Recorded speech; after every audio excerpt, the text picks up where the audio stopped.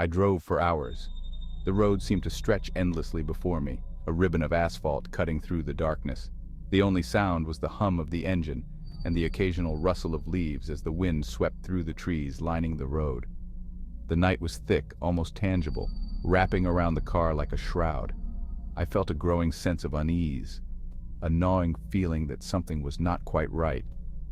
The headlights pierced the darkness, revealing nothing but more road and the occasional reflective eyes of nocturnal creatures. I couldn't shake the feeling that I was being watched, that something unseen was keeping pace with me in the shadows. The empty highway stretched into an endless night. It was as if the road had no end, a never-ending journey through the abyss. The stars above were obscured by thick clouds, and the moon was a mere sliver, offering little light.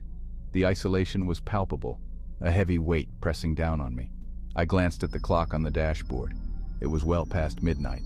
The minutes seemed to drag on, each one longer than the last.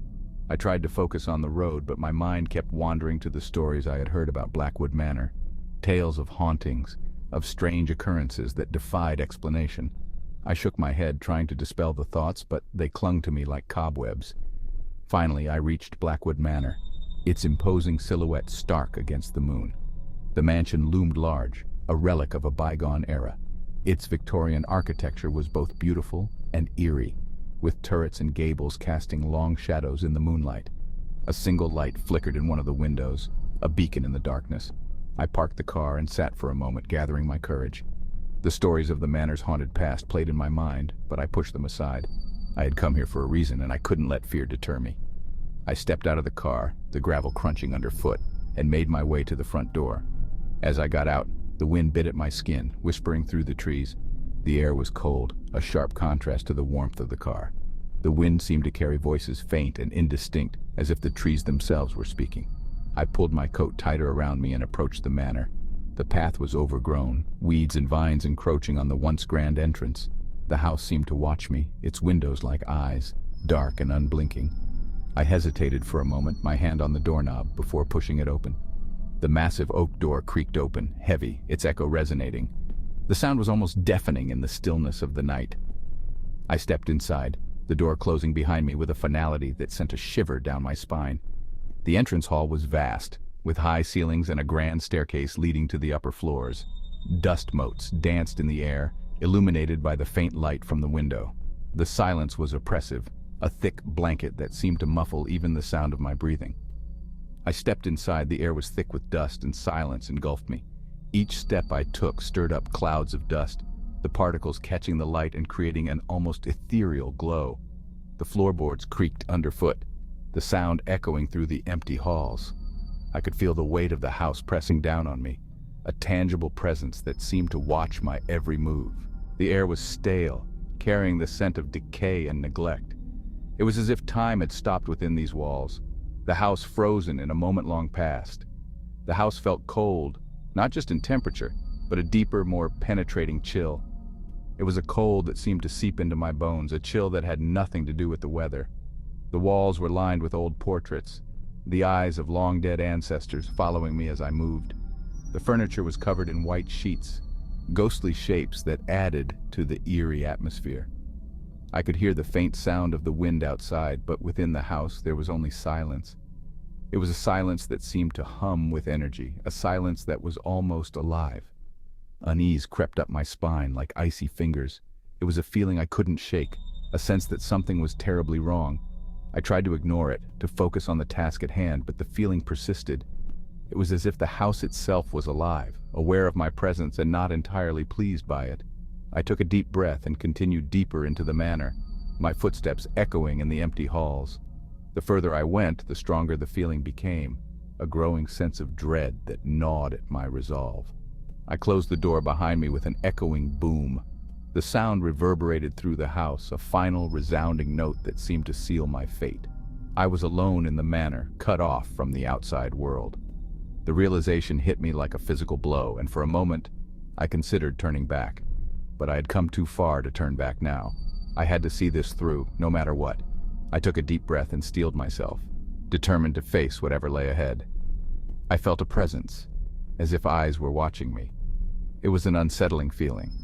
a prickling at the back of my neck that made the hairs stand on end.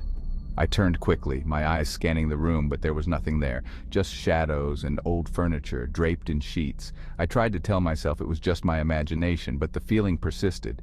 It was as if the house itself was watching me, waiting to see what I would do next. I took a step forward, my heart pounding in my chest, and continued my exploration. I turned quickly, but there was nothing there, just old furniture, draped sheets, catching the moonlight.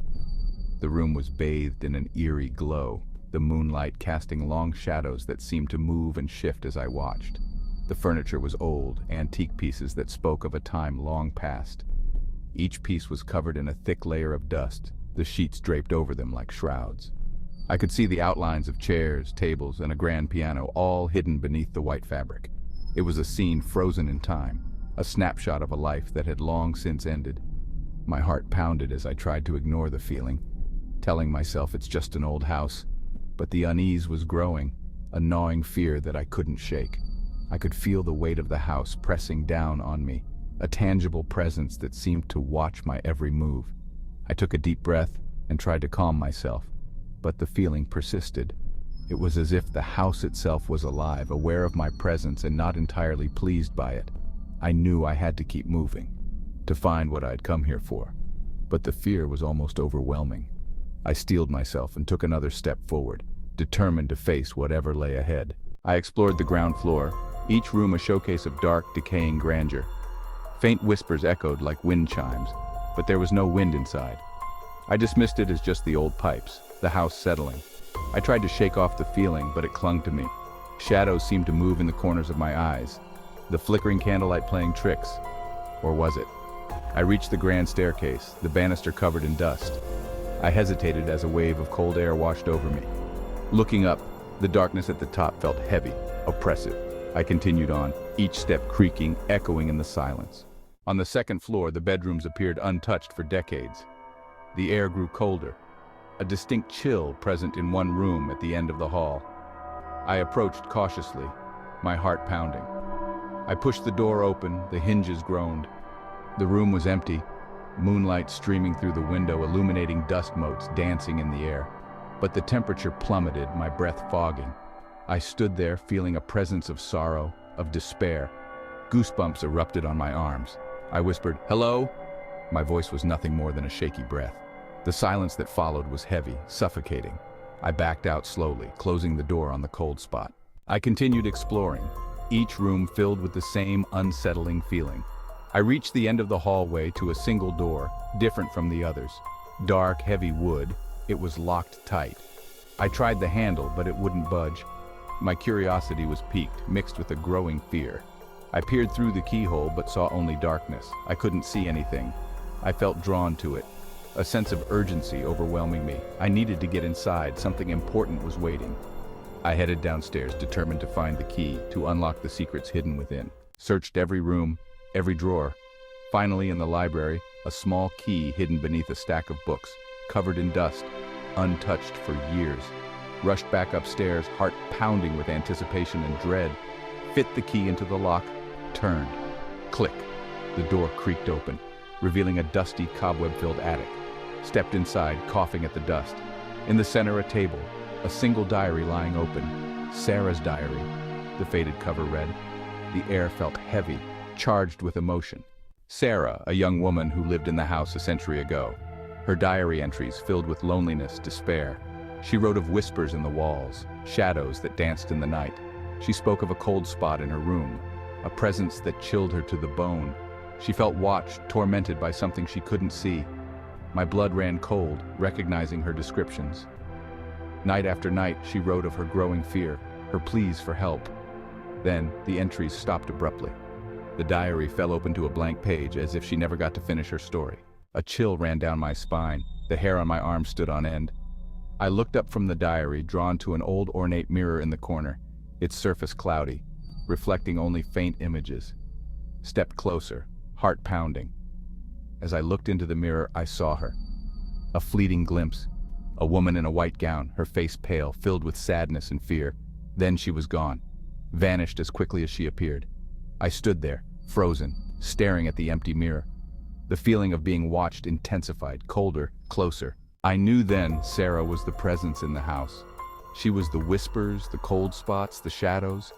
But why was she here? What did she want? Turning back to the diary, I searched for answers, for clues to her unfinished story. I had to know what happened to her, why she couldn't find peace. The diary became my only focus. The more I read, the more I felt a connection to Sarah, a shared sense of fear and isolation. I had to help her, even if it meant confronting the unknown.